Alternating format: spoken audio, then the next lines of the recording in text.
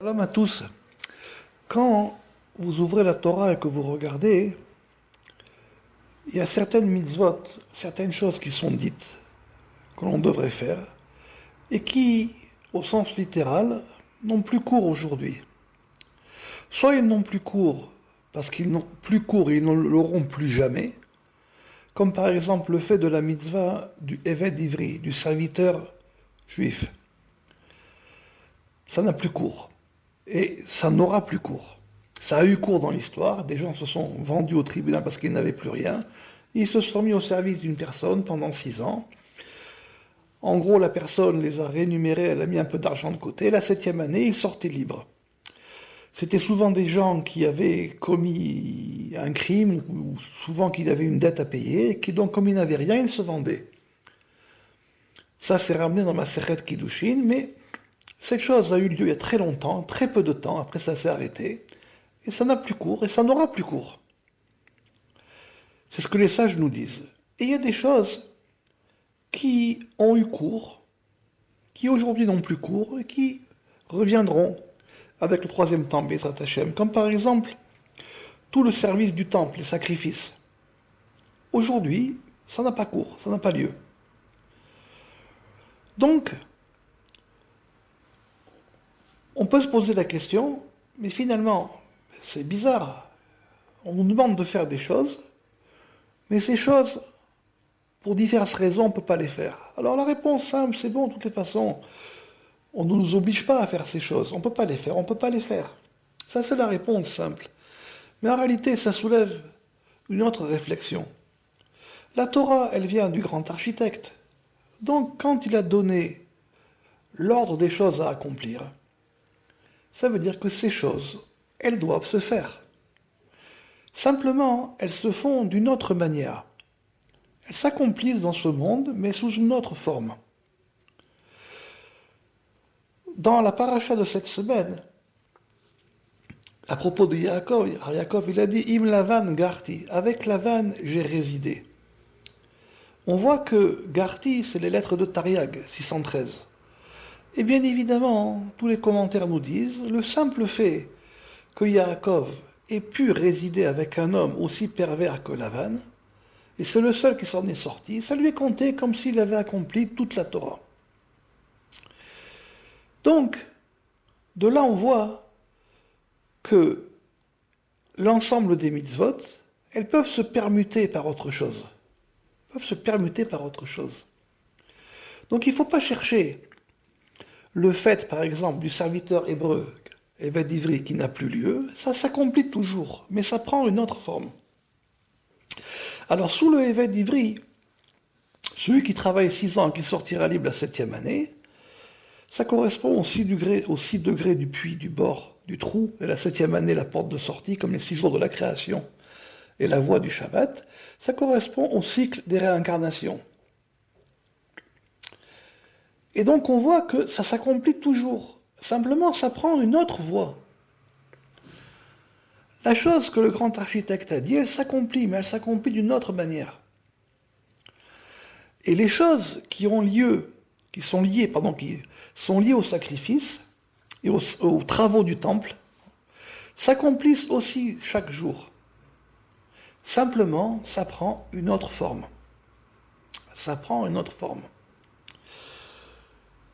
Lorsque vous ouvrez le chasse, Shisa, Sidré Mishnah, les 6 ordres de la Mishnah, il y a un ordre pour chaque jour de la semaine. Il y a un ordre qui est lié aux travaux du temple. Il y a un traité particulier qui s'appelle Masechet Tamid, littéralement le traité du permanent. C'était le service permanent que l'on faisait au temple. Et dans les paroles des sages, quand vous ouvrez ce qu'ils disent, vous pouvez puiser différents aspects.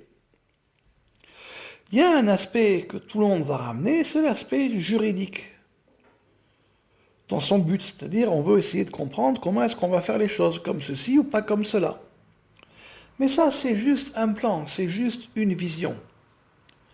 On peut puiser d'autres choses, puisque l'aspect juridique a son importance. Mais en ce qui concerne les travaux du temple, c'est plutôt une manière de faire. Le Rambam ramène dans son commentaire sur Masechet Tamid, il dit que c'est plutôt un témoignage, un récit, plus qu'une discussion entre les maîtres, de ce qui se faisait chaque matin au temple. Il y a aussi un traité pour ce qui se faisait en fin d'après-midi. Et donc, le Rambam nous dit que c'est plus un récit, mais néanmoins dans ce récit, il est rédigé sur le langage de la Mishnah, donc comme toutes les Mishnayot.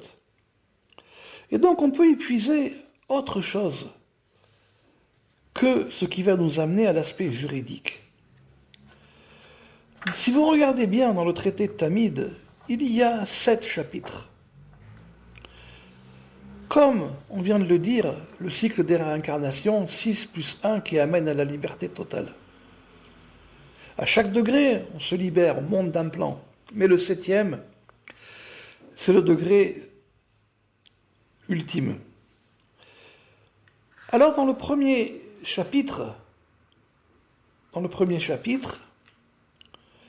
il y a une chose intéressante. Il y a aussi des choses intéressantes dans chaque chapitre. Avec l'aide du ciel, on va essayer de puiser un aspect du travail quotidien qui était et qui est lié au temple, mais qui est aussi lié à nous, à chaque individu.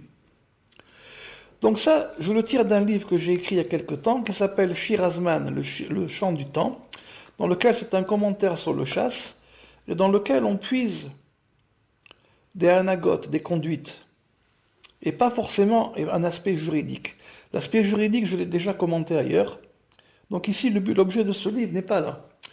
Et de puiser des conduites, des anagotes, qui nous conduisent et qui vont nous montrer que ce travail tamide, comme ce sacrifice permanent qu'on a amené matin et soir au temple, eh bien finalement, il est toujours là, mais simplement qu'il a pris une autre forme. Il y a marqué dans Masechet Tamid, au premier chapitre, je tourne la page avec vous, il y a un enseignement qui dit comme ça. Les prêtres se divisaient en 2 classes, 2 parties, et ils allaient inspecter et ils voyaient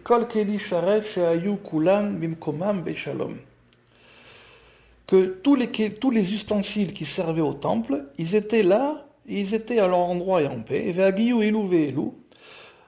Et quand ils arrivaient l'un et l'autre, c'est-à-dire ils se divisaient en 2 parties, chacun faisait un tour du côté de l'est, du côté de l'ouest, pardon, Maharav, du côté de l'ouest, et ils voyaient que tout était en place pour le service du matin. Et à un moment, ils se rencontraient. Amrou, shalom, akol shalom. Ils disaient shalom, shalom. Chacun disait shalom, akol shalom. Ça, c'était la première chose qu'ils faisaient. Donc ils se divisaient en 2 classes, et un partait dans un sens, l'autre partait dans l'autre. Ils vérifiaient que les choses étaient en place, ils étaient à leur endroit et en paix. Et quand ils se rencontraient, ils disaient shalom, shalom, akol, shalom. Donc il y a 2 fois shalom ici. Les 2 aspects dans shalom, il y a 2 sortes de shalom. Il y a le shalom Elion et il y a le shalom Tarton. Littéralement, le shalom supérieur et le shalom inférieur. Le shalom supérieur, c'est quoi? Et le shalom inférieur, c'est quoi? Ça aussi, on apprend de différents versets des prophètes qui disent que le grand architecte, il a fait la paix dans les cieux et la paix ici-bas. Donc on voit qu'il y a 2 shalom. Le shalom supérieur, c'est ce qu'on appelle la vérité, Emet. Et le shalom inférieur, c'est une combinaison entre les choses. On s'arrange. On s'arrange. Ce n'est pas une réelle paix. Pardon, excusez-moi, c'est une paix qui n'est pas basée sur la vérité. C'est une paix qui est basée sur une composition d'éléments. Un comme ça et un comme ça, on peut les mettre ensemble. Ça peut aller. Or, le premier shalom, c'est une vérité. C'est une vérité. La notion du mot shalom, du mot vérité, on l'apprend quand Moshe, il va vers le grand architecte, il lui dit, mais je vais dire qui tu es. Et le grand architecte lui répond, il lui dit, je suis qui je suis. Et quand on prend en hébreu Asher, ça peut être aussi une multiplication. Donc Eke multiplié par Eke, 21 fois 21, on arrivera à la valeur numérique du mot Emet, 441. La notion de vérité, c'est la notion en hébreu de Emet, donc quelque chose qui part du Aleph, Emet, première lettre de l'alphabet, et qui va jusqu'au Taf, dernière lettre de l'alphabet, de manière droite, puisque l'ombre du Aleph, c'est un Tav. Et au milieu, on a un Mem, et l'ombre du Mem, c'est un Yud. C'est ça qui a marqué ici, qu'il vérifiait que tout était à sa place et que c'était en paix. Donc la première notion, qui est la notion de vérité, c'est la notion du Yud, qui réside dans son endroit, dans un même, et qui va d'un bout à l'autre. Donc ça, c'est le principe de la vérité supérieure. C'est dans un point central, et ça ne peut que monter, ça ne peut que grandir. Donc pour cela, il faut atteindre le point central, névralgique, millimétrique. L'autre paix, la paix inférieure, c'est une composition, comme le Aleph qui a un Yud en haut ou un Yud en bas. Et ça peut monter, ça peut descendre, on essaie de les mettre ensemble. Et donc ça, les deux choses-là, la paix supérieure et la paix inférieure, elles doivent se rencontrer. Et nous, les humains, on est composés de ces deux shalom-là. Il y a des choses sur lesquelles il n'y a pas pour nous de discussion possible. Ça doit être comme ceci et pas autrement. Et il y a des choses sur lesquelles nous-mêmes on s'arrange. On se dit non, on peut s'arranger comme ceci, comme cela. Finalement, ça n'a pas une grande importance. Et cette valeur, elle est relative à chaque personne. Il n'y a pas de règle. Pour chacun, il y a des choses sur lesquelles il est impossible de discuter. Ça ne peut être que vérité. Et sur les choses sur lesquelles, non, on peut discuter. Et ce qui pour certains est discutable sera indiscutable pour un autre. Et donc, on a malheureusement l'erreur de croire que ce que nous faisons n'est pas logique. En réalité, ce n'est pas que ce n'est pas logique, c'est que l'on est fait ainsi. On est fait de deux principes. Un principe qui, lui, est central et ne peut pas bouger, et un principe dans lequel ça monte, ça descend et on s'arrange. Et ces deux choses-là doivent se rencontrer et doivent se dire Shalom, shalom, Akol, shalom. Shalom, shalom, shalom, tout est en paix. Ça, c'est comme ça que commence le service quotidien. Il faut d'abord vérifier les chambres, les couloirs. C'est-à-dire, il faut apprendre à se connaître, savoir les ustensiles que l'on a, s'ils sont bien et au bon endroit, à la bonne place. Et ensuite, on se rencontre. On sait comment on est fait. Et on s'accepte. C'est ça que j'expliquais dans les cours. Les midotes, c'est les mesures. Ni plus, ni moins. Mesure juste, ni plus, ni moins. Pas la peine d'en faire plus, pas la peine d'en faire moins. Et au bout d'un moment, qu'on a vérifié les pièces, qu'on a appris à se connaître et à savoir où est le point de rencontre, alors à ce moment-là, on a atteint un degré qui s'appelle la paix supérieure et la paix inférieure. Et à ce moment-là, le service quotidien, il peut commencer. Il peut commencer. Avant, il ne commence pas.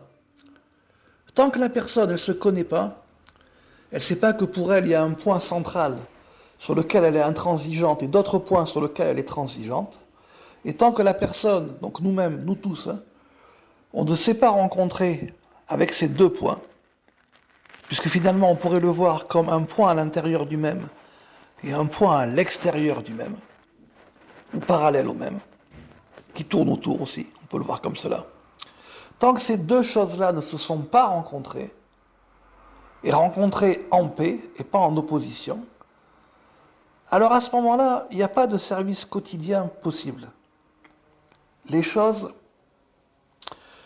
ne peuvent pas avancer, parce qu'on ne connaît pas où sont nos ustensiles, on ne sait pas avec quoi travailler, on ne sait pas si ça c'est ça et ça c'est pas là. Donc ça c'est le premier point dans le service quotidien, rencontrer deux aspects. Un aspect qui est vérité, Eke Asher Eke, et un aspect qui est composition de différents éléments. Quand ces deux points se rencontrent, alors à ce moment-là, on peut commencer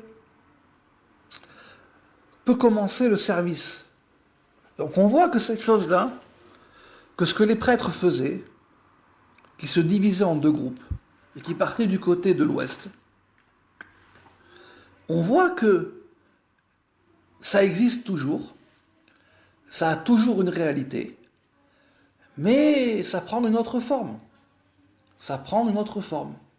Et cette réalité-là, elle se faisait au temple chaque matin, elle se fait au temple chaque matin, avant le lever du jour, c'est-à-dire avant de commencer le travail. Donc ce n'est pas une chose que les gens font une fois de temps en temps. C'est normalement quelque chose qu'on doit réussir à faire chaque jour de notre vie. Chaque jour de notre vie. Si on n'y arrive pas, qu'on le fait une fois de temps en temps, c'est déjà bien, mais normalement, c'est un service permanent. C'est une chose à faire chaque jour. S'accepter qu'il y a ces deux aspects, que ces deux aspects puissent se rencontrer. S'ils ne se rencontrent pas, alors quelque part, on n'a pas tiré la leçon. Parce que quand on voit que ces deux aspects se rencontrent, alors ils nous montrent par quel lien ils se rencontrent. Et par quel lien aussi ils ne peuvent pas se rencontrer. Donc ça dévoile, c'est ce qu'on appelle le Kavamida, l'axe de mesure. Il y a un axe qui vient dans chaque acte et qui vient et qui nous révèle une mesure, comme l'axe central d'une balance. Et parfois il nous révèle aussi la mauvaise mesure. Mais de là on comprend ce qu'il y a besoin d'arranger. Donc voilà un point, premier chapitre du Masechet Tamid, qui s'applique tous les jours mais d'une autre forme. Voilà, avec l'aide du ciel, on verra le deuxième point.